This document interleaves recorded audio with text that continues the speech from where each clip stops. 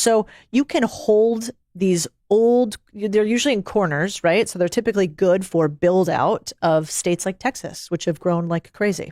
And so we would have these land holds where we're getting cash flow over time from people going in and using our car wash. And eventually there'll be what's called a better use. So a better use for the land than my car wash. And they'll probably get rid of it and they'll put up a big skyscraper or something else. But those over time are interesting because car washes you can scale.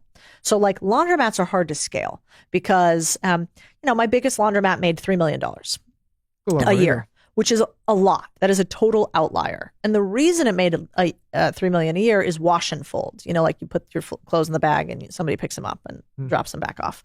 And that's a lot of work. That's a lot of logistics, vans and people and pickup schedules. Robots. Right. I didn't have any robots. Okay. No. Sure. I had Ted, who was the man, and a few others. But that business was able to scale a little bit because of wash and fold. But car washes are interesting because you can have people on site. You can have subscription, recurring revenue, which we love. That's like porn to entrepreneurs. Like recurring revenue is the best thing ever. And you have a model where you have a lot of use capacity. Like very seldom do you see car washes totally slammed. So people pay to use the car wash. They don't use it as much as they think they might. You continue to have the revenue. It allows you to have something called a lot of float in your business. So answer me this. Say somebody has been squirreling away some dollars, they've been saving, and they've got $5,000-$10,000 and they're ready to invest and they want to get into it. Like where can they go? How can they get access to these opportunities? Can they get access to these opportunities? Yeah. Because I think a lot of us are taught like put it in the 401k and put it in the S&P, which is fine, but it's a little different than what you were talking about. Well, there's so many cool ways to learn how to finance a business. Let me give a caveat first. If you do a bad first deal, you'll never do a deal again. You'll think buying businesses doesn't make sense, not that you are bad at buying businesses. And so one thing and why I obsess on building the education company we have is because I want you guys to learn how to become deal makers, not just go try to do one-off deal. That's how you mess up and you lose money. And this is a real game with risk where you can lose money. And so if you're going to do anything, well, one, I have the book, so we can sling that. For $30, you should at least read this book, Main Street Millionaire, or you go and watch our YouTubes for free or whatever, but like spend a decent amount of time learning. We call this the 90-day principle. I want you to spend at least 90 days, 20 minutes a day, sort of obsessing on how to do a deal. Here's the cool part about that. Unless you like being poor, it's really hard to be poor again when you understand deal making. Think about this for a second. You're a doctor. You get kicked out of the country. You need to move to a new place. You lose your medical license. Hard to transfer. Right? Your skill set's not very transferable to make money. If you learn how to do deals, we can drop you in any country, in any industry, in any city. And the same thing exists as long as there are businesses that are trading things between humans. Yeah, it's like becoming a good seller. You can always sell.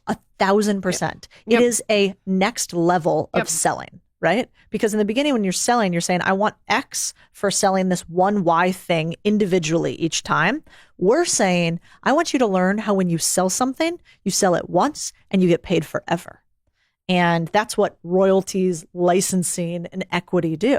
And I wish I knew that. Like, did you guys know? Do you know what the highest valued type of business is? The highest multiple businesses that exists?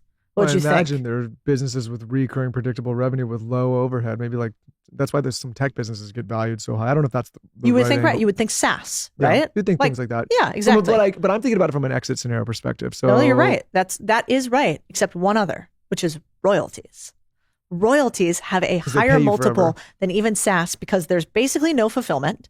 They pay you forever and they're recurring on a monthly or quarterly basis. And so I think when you learn money, you start to have some fun with like the games that you play. And so, I mean, this is a royalty business that we're sitting in right now. You guys are creating intellectual property. The intellectual property can be indexed at some point. You have a lot of people with intellectual property that could be licensed out to different countries, languages, universities, television stations.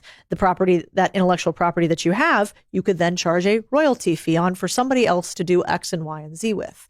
And the most interesting part, we have a friend here in Austin, actually. It's a fascinating business model. He's a former BlackRock or Blackstone guy, super smart in private equity. Sitting at a dinner with him, like, what do you do for a living? You just, when you look at somebody and you're like, I can tell you're really rich. Like, you don't even have to tell. I can just like smell the money on you. And so I'm like, what's your story? Like, what's going on with you? And he's like, I'm in the book industry. I'm like, that's not tracking. Like, I have a book. These things make no money. This is a terrible way to make money. It's a business card. Books. It's a business card. It's also Right. it's a resume. And then I like it. I like writing. It's a value add. Yeah, totally. But this is like a terrible It's business a to make money in. credibility thing. Totally. Right? You got a book. But terrible for money. Yeah. Like, just not Sure. good. Branding. Don't write a book if you want to make money. But so I was like, publishing, like, explain that to me. That industry's kind of dying. Like, you guys aren't making much money. You know, we're seeing we're seeing people self-publish everywhere. You have like your worse odds than venture capital. You know, I think they said that only 1% of books ever sell more than 1,000 copies, which is fucking bananas if you think about that. And so anyway, bad odds. So I'm like, I'm sorry, that doesn't make sense. Like, you just look like you've done well. What do you mean you're in book publishing? You go, actually, what we do is we got a bunch of capital to buy up old archives of books, like not old enough where, because at some point they go into something, I can't remember what it's called, but it's like public domain, but like kind of like books that are 10 or 20 years old.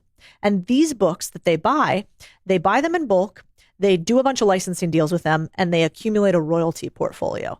And he's like, and when he told me the returns on that, I was like, that is such a wild business. Well, I imagine a lot of those books, like they get the media rights and they can turn them into That's exactly what they do. Yeah. Or they do a reprint, and they do a reprint with a different artist and then, or a different author. And so I just thought that was fascinating, but it made me realize that there are levels to these games. And so if you don't have a lot of money, it's kind of fun to just figure out, okay, I don't know what I'm doing. Let's start with a tiny little business. Like, let's say somebody's listening and like, I don't know, they want to be Lauren. And so they're like, I wish I could start. I'm sure you get this all the time. It's like, how do you start a Skinny Confidential today? And you're like, oh God, e-commerce. Are you sure you want to do that? That's a hard business, right? You would say like, that's hard. Are you sure? And they say, no, I really want to. You might be like, well, first, probably better if you had an audience. Because if you had an audience, you could sell things Got to a them content market to start, right?